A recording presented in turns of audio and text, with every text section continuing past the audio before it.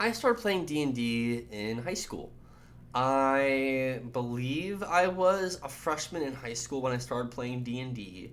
This was right about the time when D&D content on YouTube actually kind of started to take grasp. Even at the time, though, it was still very few people on YouTube talking about it. And this was like a little after Stranger Things just started, I believe. If I'm remembering correctly, I do not have a timeline in front of me, but I remember the fact that D&D content was not nearly as popular as it is today. And the reason I do remember that is because I wanted to play D&D. I saw a few YouTubers talk about it, and through that I had an understanding of what it was. I'd heard of Dungeons and Dragons like through culture, through the fact that it was a stereotypically nerdy thing, but I didn't know how to start. And of course, I mean, if you've played D&D, you know you need a dungeon master. And I didn't have any friends who played D&D though, because again, it was not the cultural juggernaut that it is now. It was getting there, it was not quite there yet, which was abundantly obvious to me. So, I was like, you know what? I want to play so badly, I'm going to DM.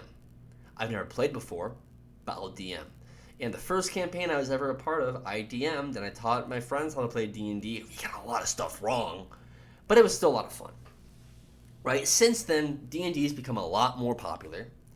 And through D&D becoming a lot more popular, a lot of people want to get into the game, which is great. And this video is by no means to dissuade people from getting into DMing. We always need more DMs, right? I'm well aware of that. But, and here's the but, there are certain instances where I believe your story that you've been making for years may not exactly translate to a D&D campaign well. And let's talk about when someone would be a really good DM or when someone would just be a really good author. Before we start talking about this, my name is Robin. I go by The Eclectus on YouTube, on TikTok. I go by The Eclectus Familiar on Twitch. I have a few other socials. Check my link tree in the bio if you're super interested in that. But D&D is a game that requires a lot of improvisation on everyone involved. And even though the DM is the person, the dungeon master, game master, DM, GM. I'm going to use DM for this video. That's what I typically use. When the DM, even though the DM is the person that makes the story and narrates the story, the DM, quite frankly, has the most amount of improv in a D&D campaign. Because not only do you have a sort of story you are trying to tell, you have to balance that story and a bunch of NPCs and characters, and oftentimes make up characters on the fly in response to player actions. Again, 4 or 6 players, you have to interact with all of them and the story in a way that you can make everything make sense, flow easily, and work. And make things work, right? Now, I've played in a lot of D&D campaigns. I've DM'd most of them, but I have oftentimes been in many DM's first campaign they have ever run. Many of them are quite good. Choppy, they're learning how to DM for the first time. Many of them are quite good. But there is one thing I have noticed in many campaigns, is that DMs have a story they want to tell. Every DM does. I do. I have a story I want to tell. However, what separates a good and a bad DM to me is a good DM has a story they want to tell with the players. A bad DM has a story they want to tell to the players. One time I was in a campaign. It was not exactly a great campaign, but going into the campaign, the DM gave me a, I think, 500-page PowerPoint on this world that he made. Huge world, right? Thought of everything. Until I started making my character. Because I was like, I want to play a character. I think I was playing a Druagar fighter, right? And I was like, well, I want to play a character with a bit of like a pirate-ish background, right? Like a swashbuckling kind of background. And he was like, oh, check the PowerPoint. Had nothing there about like pirates, nothing there about like the piracy of the world.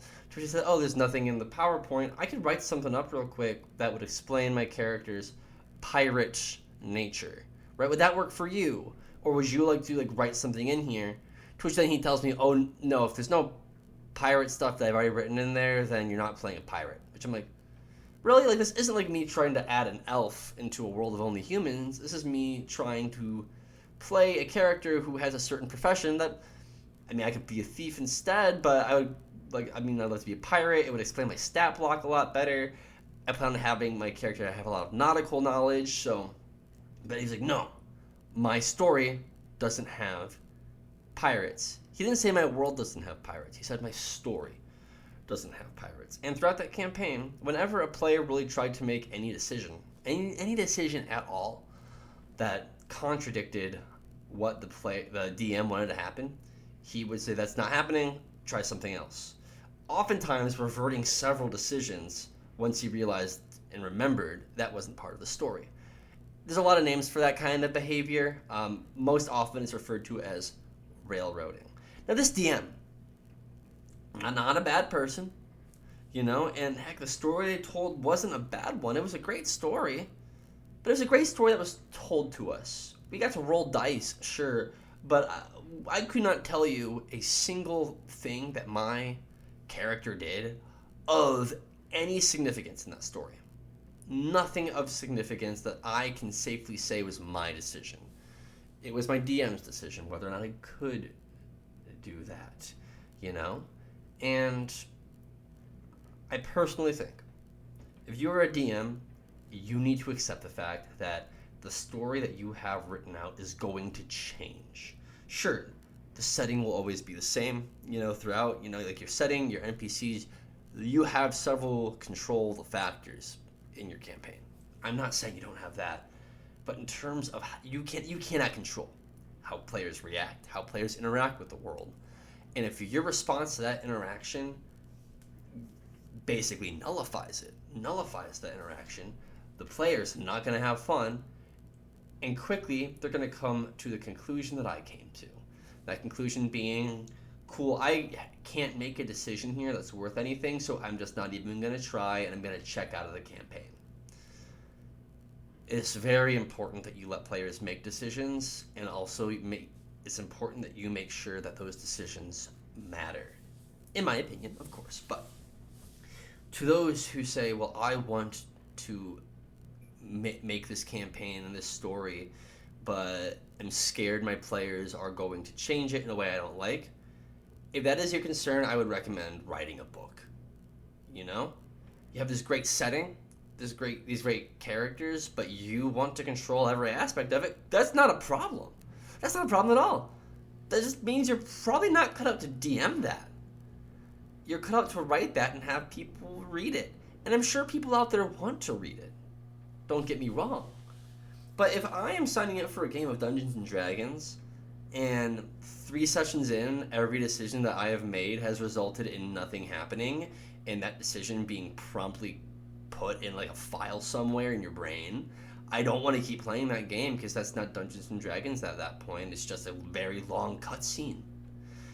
So I'm not saying, if you have a campaign idea, ask yourself this, especially if you've never DM'd before. Ask yourself this.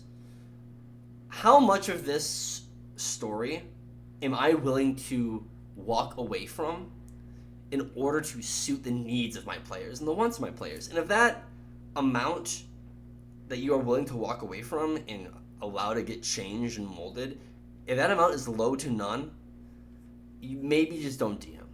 Or maybe even better yet, write that story and then make a D&D campaign that you are open to being changed. And if I'm being frank, as someone who's been DMing for a very long time, many of my best story beats did not come from me. They came from me and my players approaching a situation in a way that I thought they wouldn't approach, in a way that I had to quickly go on the fly change something, and that change became better than what I planned.